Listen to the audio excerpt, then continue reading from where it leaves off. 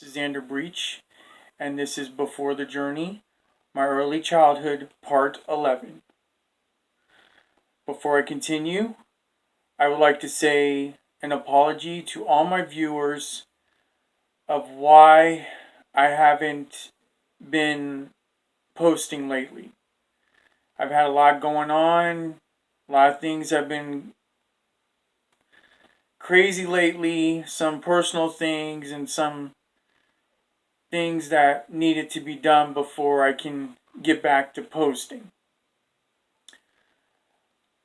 Other than that, let's get back to a quick recap. Okay, we last left off on part 10. I was basically talking about the summer of 96. We started off with me accidentally breaking the window to the new house we were living in on Timberwood Drive. We also started talking about living on Timberwood Drive in part 10. I've discussed some of the movies I've seen, including a debacle with my cousin about whether to see Cable Guy or Independence Day, and I won over by seeing the Cable Guy. We both saw the Cable Guy, actually. I also mentioned seeing the first Bad Boys movie. I mentioned seeing the original Space Jam in theaters. The first Bad Boys was on HBO. And I also mentioned the fun of going to Disney World, or actually the Magic Kingdom, in part 10 and getting that as a big surprise for my mom. When I ended, I did mention that we will be starting to talk about some of the things that happened during the fall of 96. So, maybe not the fall, but the end of the summer. Because now we're hitting August of 96 now.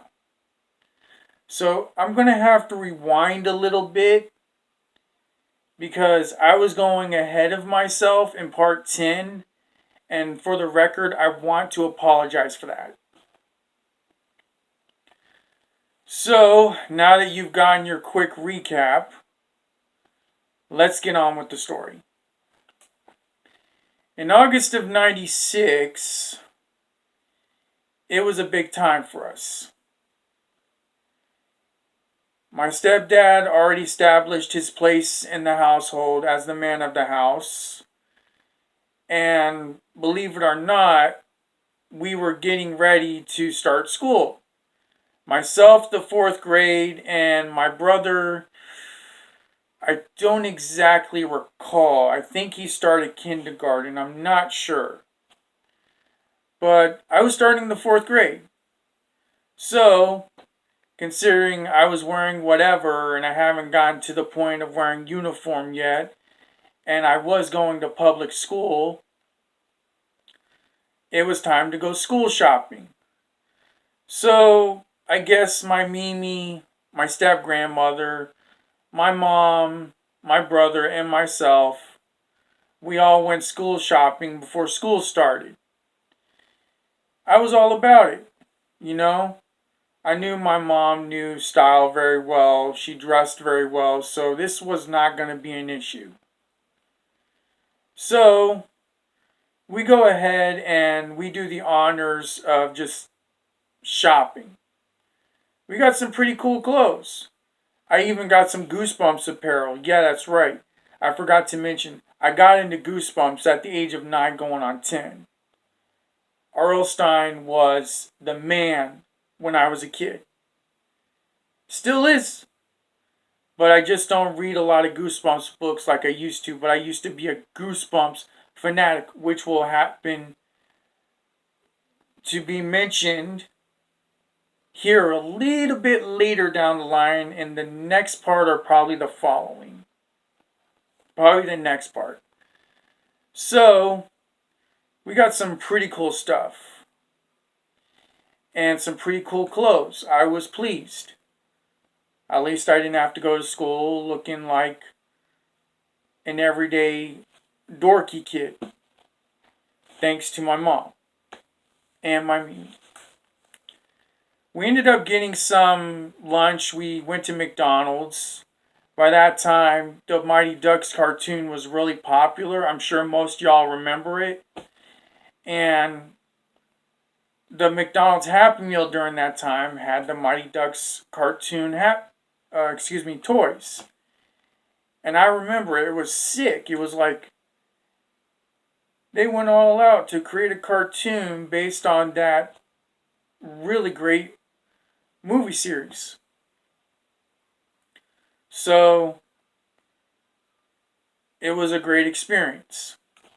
We went to the park and, you know,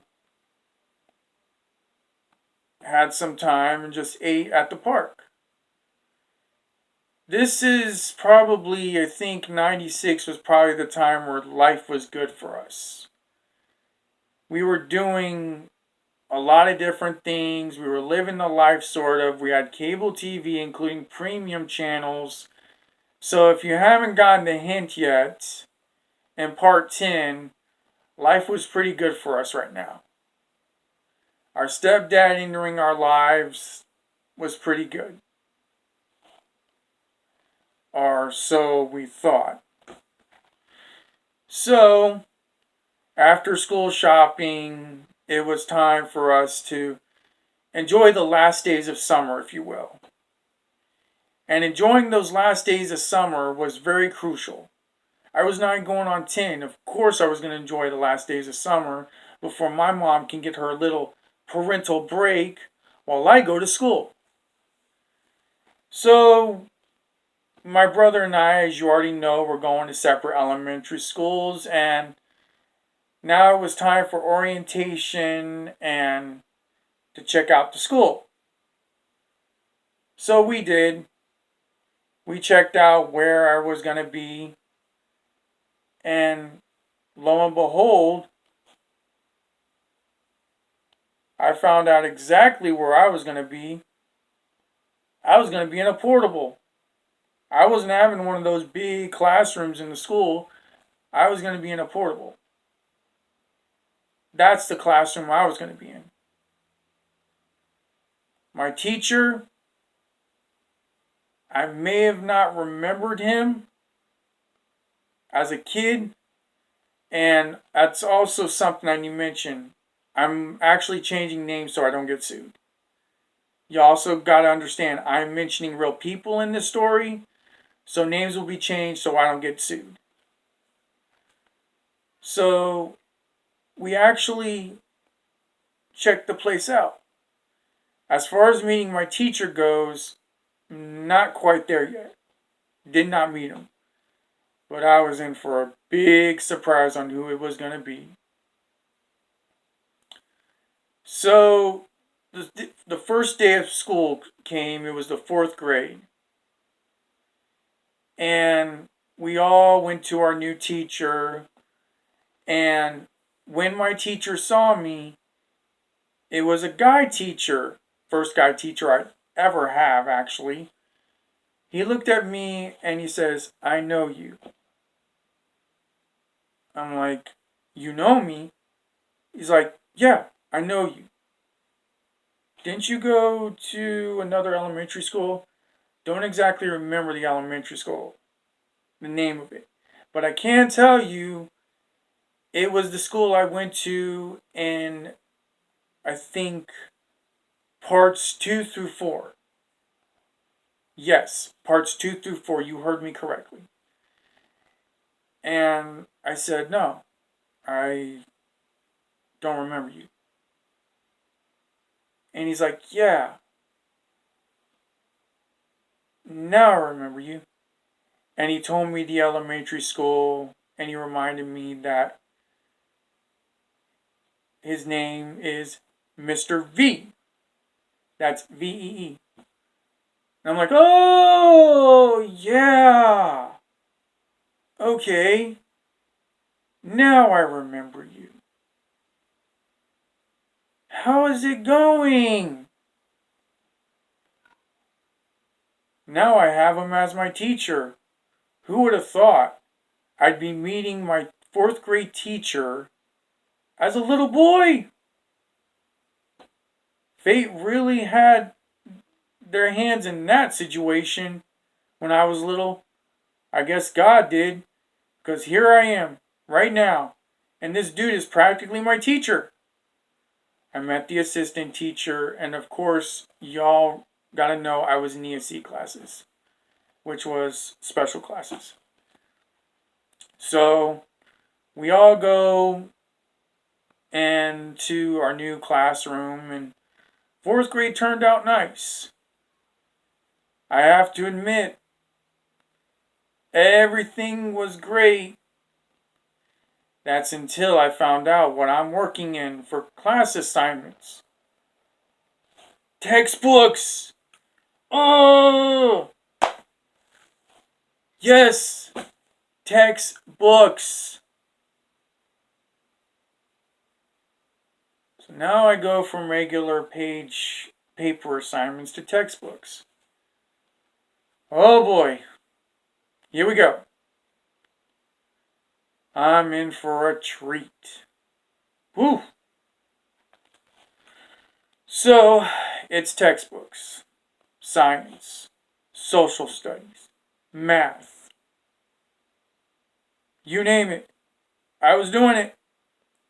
English. But lo and behold, I'm telling you now, with English, I was going to get into it. It's just this time, English wasn't my best assignment like it is now. Now I'm a guru at it. But back then,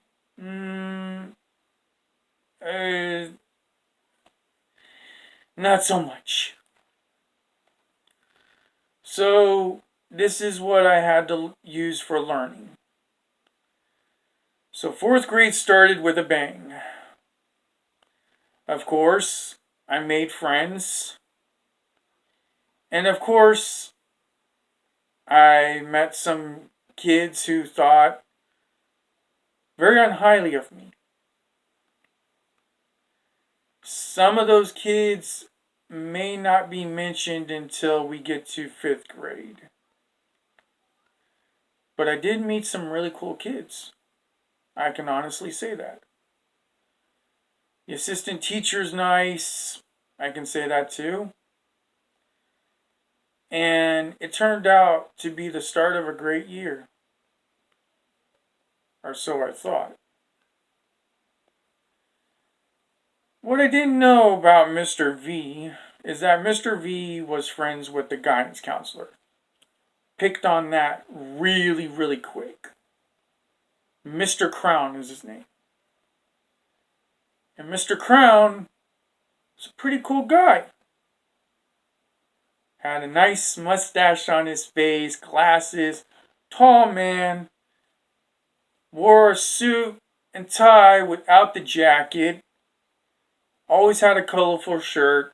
It was a pleasure having him in class because he was very hip. Mr. V, on the other hand, Mr. V liked wearing black. He wore a black vest, a black t-shirt, black slacks, black belt, everything black, slick back blonde hair, all the way to here, combed and gelled, with a little bit of stubble on the face. I think he had a clean-shaved face. Very thin, but there was something unusual he had. He had very long fingernails. Yes, this teacher had fingernails. I repeat, fingernails. Oh, those fingernails. I think a lot of kids did not like his fingernails. Because it would backfire if you are disobedient or you misbehave. Those fingernails was that man's friend. No offense. So he had very long fingernails. So I remember it clear as day. Even though fourth grade turned out nice, I wasn't quite the teacher's pet. Not yet. We didn't go to lunch at all. We went to breakfast in the cafeteria, but we didn't go to the actual lunchroom at lunchtime. We had our food brought to us. Sometimes he would have us eat and work at the same time. I did not like that. I wanted to focus on eating. Other times we just eat. I don't understand why he did not like going to the cafeteria during lunch. Maybe it was the crowds. Maybe it was something else. But breakfast time, we were going to the cafeteria. Not during lunchtime. So what I didn't realize is for the next couple years, I would only be going to the cafeteria for lunchtime for the next maybe three years, possibly more. And strangely, it kind of worried me. I was used to going to the cafeteria all the time for lunchtime, so I had to get used to not going during lunchtime. And it only happens once in a while if we go to there during lunchtime. But according to my teacher, nope. I guess he really didn't like the crowds at all. Excuse me for saying that. But it got to the point where going to the cafeteria for lunchtime became obsolete. His idea, and that's how it worked. So, even though fourth grade was nice, I got into some trouble with him. May I introduce you to a couple of his wonderful punishments. The standout. Standout is where you stand by a door with your nose, tip of your nose at the door, your legs together, and your hands by your side, like a soldier. You make one move, you do one thing he doesn't like, he will restrain you. You heard me correctly. We're talking about a teacher restraining a child. You're worse, you do wrong, you get sent to timeout. Now, most kids hated timeout. Me, on the other hand, I learned later timeout was actually a great thing for me. And to tell you the truth, thinking back now, I would have preferred timeout to that standout. Standouts were extremely uncomfortable. That was worse than timeout. Most kids cried, complained, yelled when they had to go to timeout. Later down the line, me, not so much. I would rather sit in that timeout room if I was in their shoes. Why does the timeout have to be the worst place? The standout was the worst. Because every time I had that standout, I remember clear as day, my sweat got so bad. And I would feel like the sweat's going straight to my ear. And I would think I had a bug literally going to my ear. And I'd just start tapping at my ear. When really it was my sweat. And I was like, oh, I got a bug. And my teacher's like, there's no mosquitoes in here. Calm down. I'm like, dude, what the hell? There's something on my ear. Chad, you need to calm down. There's no mosquitoes in here. I'm like, dude, then get me a towel or something. figure out what it is. Why do I got this buzzing in my ear? I'm like thinking, what the fuck, man? And the next thing you know, he comes straight to me, puts my right arm behind my back, puts his hand right here on my neck, pushes me to the door, and restrains me. And he says, all right, are you going to hold still? And he just literally, I could feel my face getting smacked on that door. And I'm like, yes, yes, yes, please let me go. The pain of my arm literally being pulled up to my spine. Like literally getting pulled up. Almost close to the middle of my spine. And I'm like feeling that pain. And he's like, you gonna do it?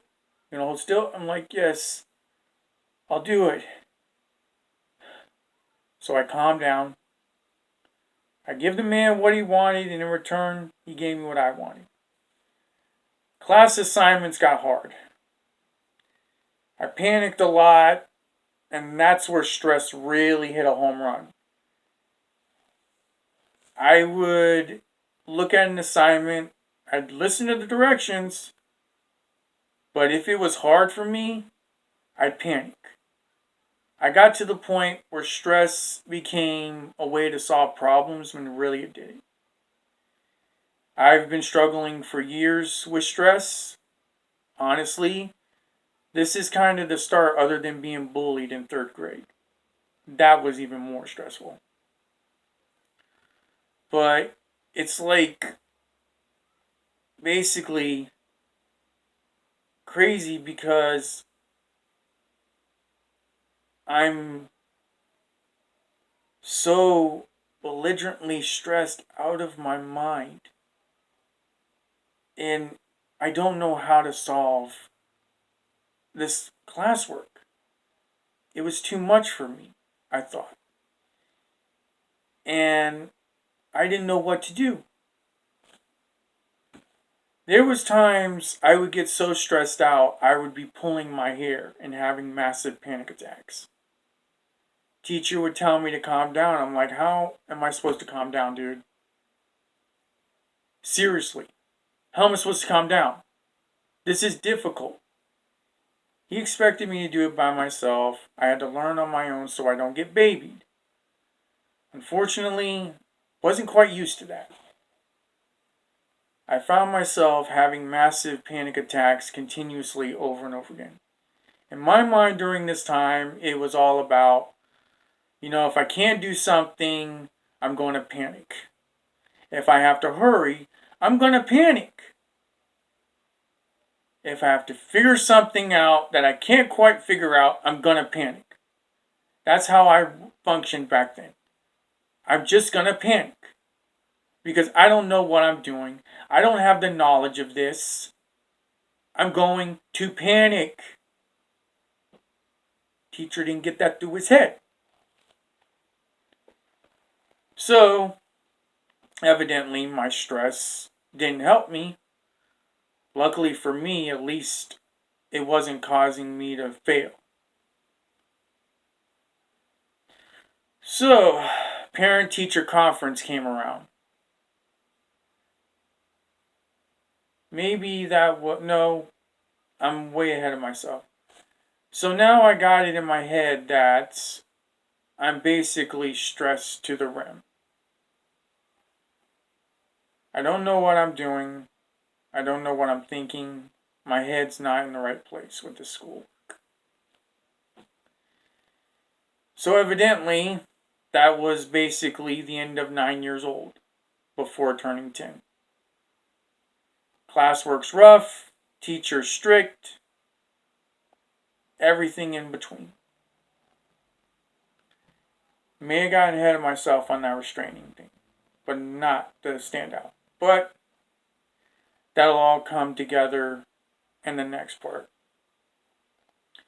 So, now that we got all that out of the way, let's get to talking about, I guess, you know what? I don't have nothing else to say, so we're going to talk about my 10th birthday.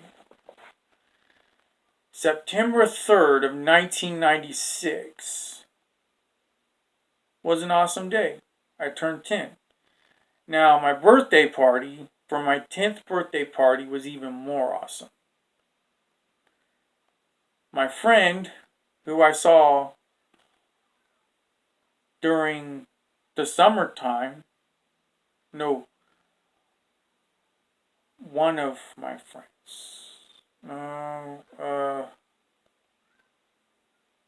Let me guess. Okay. Some of my stepdad's friends came over.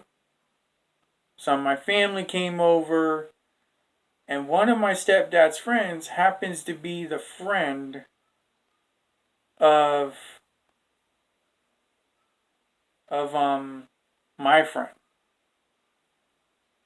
in grade school, which we'll talk about later because once again I'm getting ahead of myself.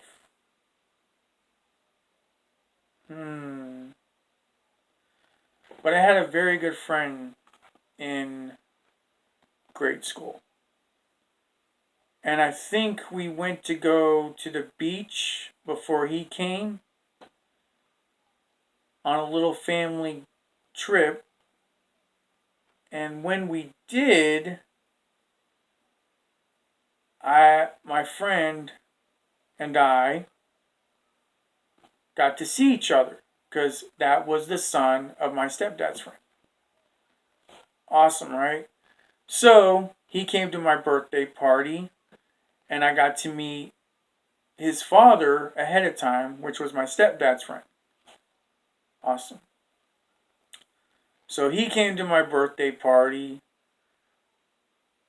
Some other friends came to my birthday party. It was a big get together. Piñata, presents up the yin yang, me putting a Goosebumps poster together. It was a fun time. I guess a lot of money was spent on this birthday party. Like I told you, we were living awesome during this time. It was a great time for all of us in my family.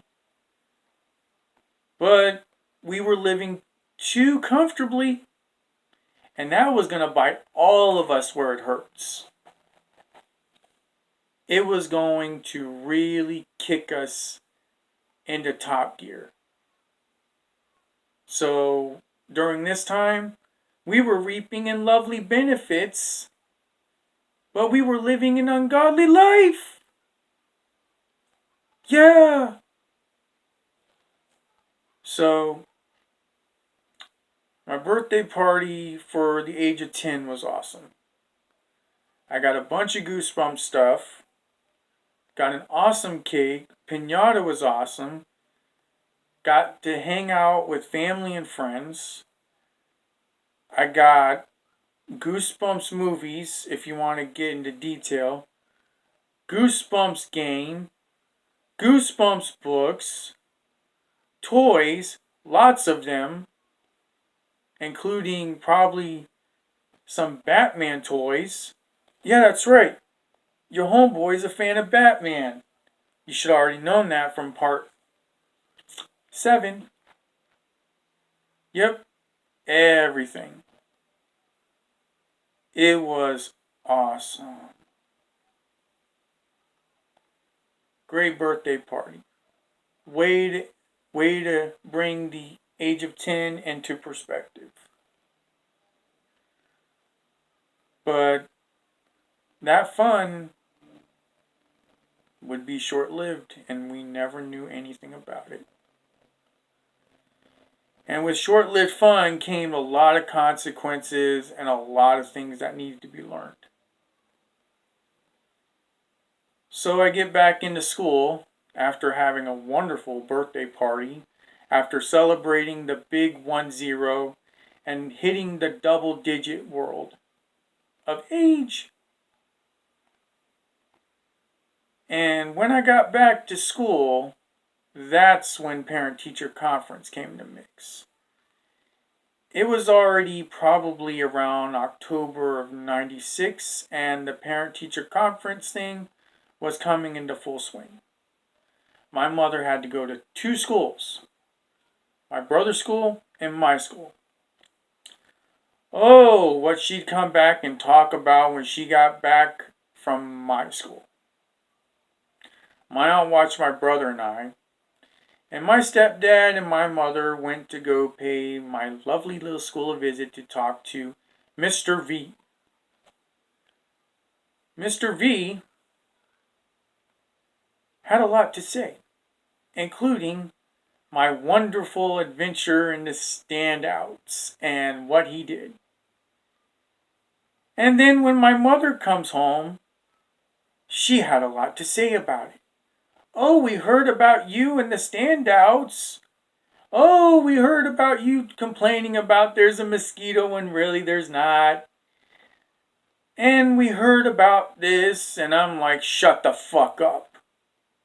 That's what's going through my mind. Have you had your fun yet? Okay, I get it. You like the fact he's doing that. Let's stop the yapping about it, please. Thank you. They loved the fact that my teacher was doing it. I, on the other hand, not so much. When you're a 10-year-old kid, or 9 going on 10 at the time, this is not something you enjoy. This is not something you like when parents want to talk about it with such joyful in their voices. With such joy in their voices. Let me correct my grammar. No. Shut up. We're happy. Or I'm happy you like it, but I don't. This is what I was thinking. That's exactly what I was thinking. Apologize for being myself. But yeah, that's how it was. You gotta deal with a teacher who just wanted to tell them about every little thing that happened. Okay, we know. This is stupid. I don't want to hear about how you had fun going to the teacher conference, talking about how standouts are great, and how I don't want to hear it. They said, this is awesome. We like that you go into standouts. I'm like, shut up, please. We like what he did. Okay, well, you like me dealing with strict people. That's pretty cool. Yeah. Yeah. I don't like dealing with strict people. Never did, never will. I tolerate them, but I never liked dealing with them. As a child. This teacher, on the other hand, would later put another teacher to shame. You'll find out about that. But as far as I'm concerned, never liked dealing with strict people. Can handle them, tolerate them if I have to, but I don't like dealing with them. Most people who know me today know that all too well. I got a heart to forgive them if they down me. I got a heart to, be nice to them if any way possible, but I will stick up for myself. But I just don't like dealing with them. I dealt with so much strict people in my life, it just got on my nerves. And this teacher I had in the 4th grade and the next couple grades after, yeah, strict. I started questioning his style though. Like in all black and all that, came off goth. Yes, it came off exactly goth. Except the only difference is, he didn't paint his nails black. They were natural color. Long nails. Looked very feminine. Like, that's how long the man's nails were. And he wore them with pride. Crazy thing is, he was straight. I later discovered the dude was straight. But his nails, all natural. Long. This long. Wore them suckers with pride. I would later discover this guy likes softer music, orchestrated music, opera music, and the big shocker of all, Pink Floyd. Fan of the opera. Very soothing music. It was like, are you into easy listening or what? He even liked the Braveheart soundtrack. Scottish music, the bagpipes. Nothing against it, but it was just insane. It's like, wow. Your taste in music is quite mature for your age. I doubt it. For what he liked, we'd later learn more about later down the line and what he used when we were listening to that music as an assignment. Assignment. So, and he let us listen to our own music as long as it didn't have cussing in it. My bad. I may have gotten a little bit of trouble for that too, not knowing. That'll be mentioned later too. At least it didn't get confiscated, so that's a good thing with that music. So the 4th grade will continue in the next part. There's more to tell with the teacher, Mr. V. And in the next part, I'll be talking about the misadventures of Halloween in 4th grade. And what I was for Halloween in the 4th grade. So I end this by saying, y'all take care. God bless you. And oh yeah, I forgot to mention at the beginning, I hope you didn't watch this part if you gotten the hint of the recap. If you haven't seen parts 1 through 10. If you watched this part already, you're officially lost. I should have warned you in the beginning of this video. I'm sorry. But if you've watched this part already, you are lost because you didn't watch the prior parts. So, I hope you watched 1 through 10 before watching this part or listen to it. Okay? So, just keep in mind, you're officially lost if you've watched this part first. So, y'all take care. God bless you. And I will see you on part 12. Bye-bye.